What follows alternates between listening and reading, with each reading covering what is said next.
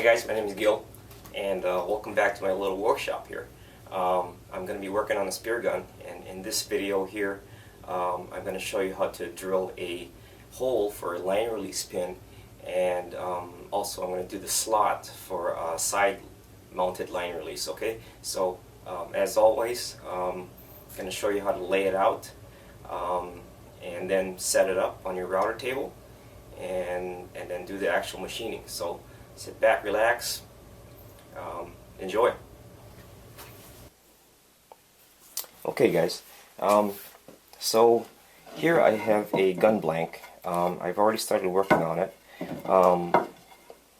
I routed out the trigger pocket, squared off the corners, and verified that my trigger mechanism will fit in and out. It'll slide in and out fairly easily. Not too loose, but you want some play in there.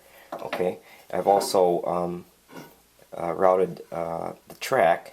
This is an open track spear gun, and I've also drilled my trigger mounting holes. Okay, so the next step, while the gun is still straight and basically a block, you want to do your line release. Okay, so what we're going to do is do a side line release, a side mounted line release, that is. Okay, so actually I'll show you on another gun that I've worked on. We're going to be doing this this hole right here, and this little slot here, this 1/8 wide slot. Okay, so what we want to do is place your hole in that slot so that when you load your gun and rig your line, the tip of your line release will bear up on the side of the sear. Okay, just like that. Okay, and so when the trigger is actuated, your line release tab will be set free, and it'll rotate forward like that. Okay, so what we're going to do next is do some layout, and we're going to drill a hole vertically first, and then route out the trigger slot on the side. Okay, hopefully you can see. I'm going to stick my gun blank into my vise here. Make sure it's nice and secure. Okay, and we're going to do some layout. So take your trigger mechanism, and you want to actually cock it back in their ready to fire position. Okay, so and then you want to grab your line release tab and put it on top of the gun. Okay, so this is the right side of my gun here, and that's forward. Okay, so take your trigger mechanism and slide it down, and position the line release so that there's about a 1/16 of an inch, maybe up to an 1/8 of an inch clearance from the forward edge of the line release slot on the trigger mechanism. Okay, so I'm going to position it like that. Okay, so that looks pretty good actually. Okay, so now we're going to mark the center of that hole right there. Take a pencil with a pretty sharp tip so you can reach in there, and then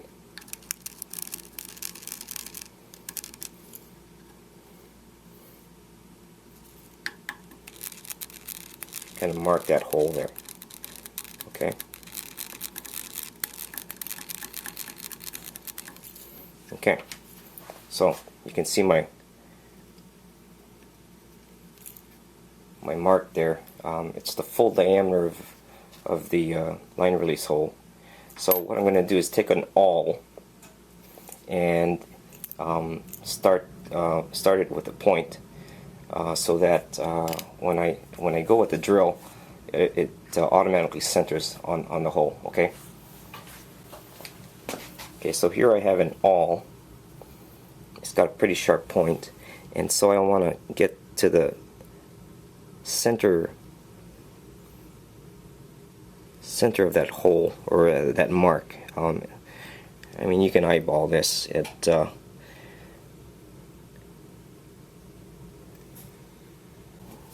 Start a little hole there by tapping down on it.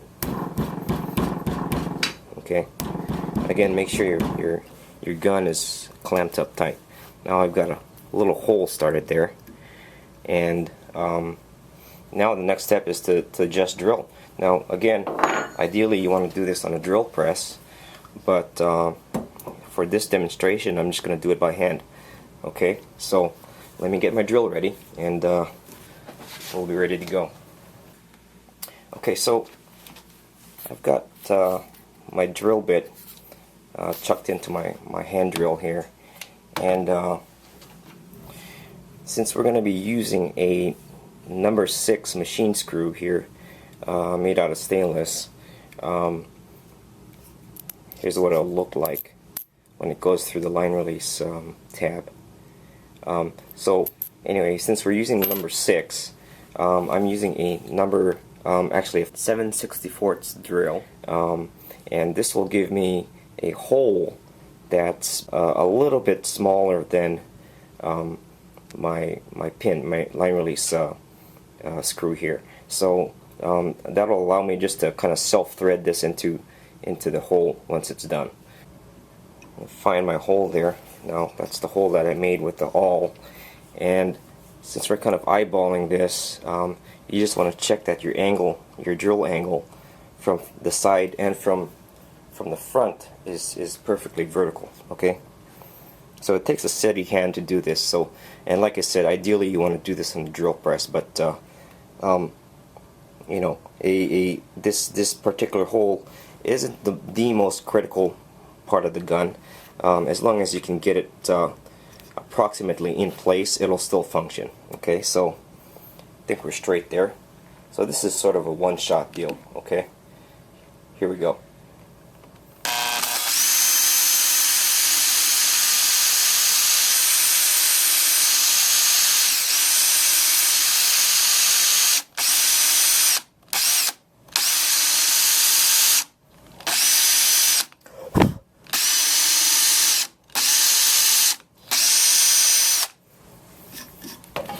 Okay, so next we move on to the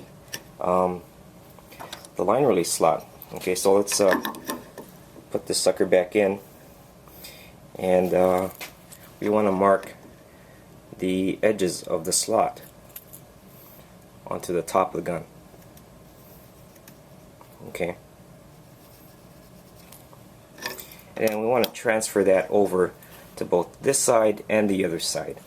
And to do that, I'm going to use a saddle square. Okay.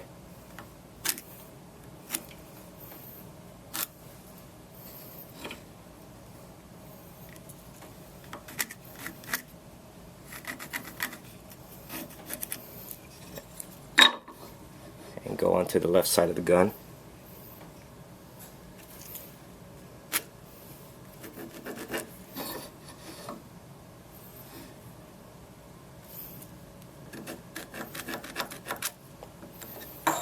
Okay, so you can see my marks here, and they coincide with the width of the line release slot that's on the trigger mechanism. Okay, so next we want to locate the vertical height of the slot, and so what I'm going to do is turn this on its side.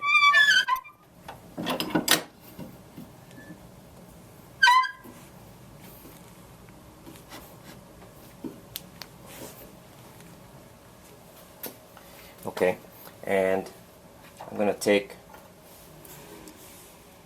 2 dowel pins and insert them temporarily into the side of the gun so that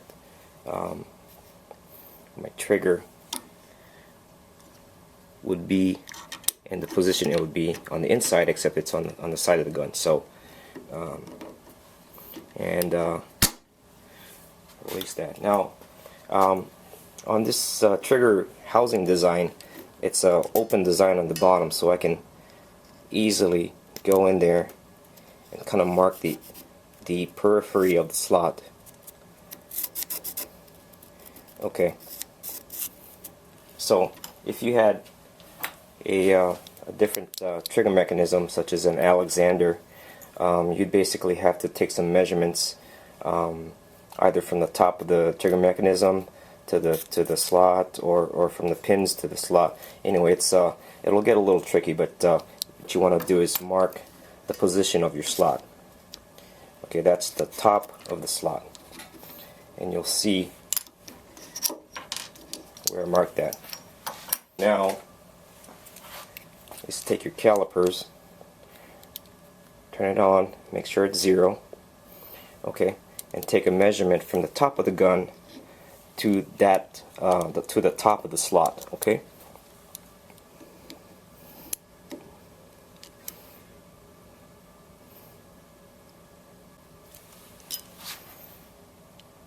Okay, I'm measuring 0.517. Now you can do a little trick here. See, we have to compensate for the diameter of the router bit that we're going to use to machine the slot, and the diameter of the router bit is 1/8 of an inch. So what I'm going to do is zero that out. See how that turned to 0, and then go 1/8 of an inch more. So 1/8 of an inch is 0.125.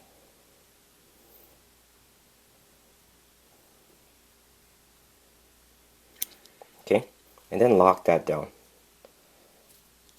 Okay, so we'll save that and proceed with setting up our router fence. Okay, here is my router table, and I've already put in an 1/8 inch diameter router bit into the collet here and tightened that down, and I brought my router up to a certain level so I can access this straight portion of the shank here. And what I'm going to do is basically bring the fence towards the router bit, and I'm going to use our preset distance on the end of my caliper here to know when to stop. Okay, so I'm going to set it right there, and then tap on my fence here until it touches the tip of the caliper.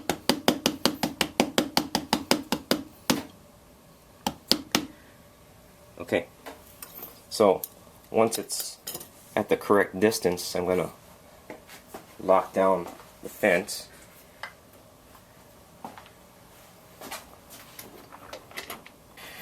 Fence is locked down. Next thing you want to do is locate the edge or the right side of the router bit. Okay, so you can do this several ways, but you can take a 90-degree square and take a saddle square like this,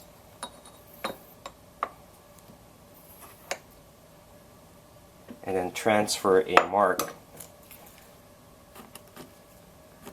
up to the top of the fence.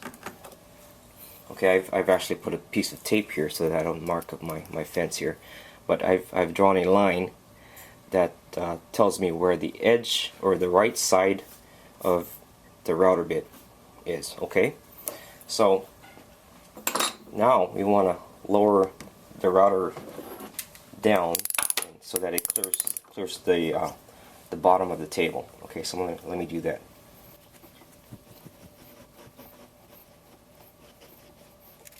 Okay, and you also want to set the height to 0 at this point. So let me find my little height gauge and raise that until it just touches it.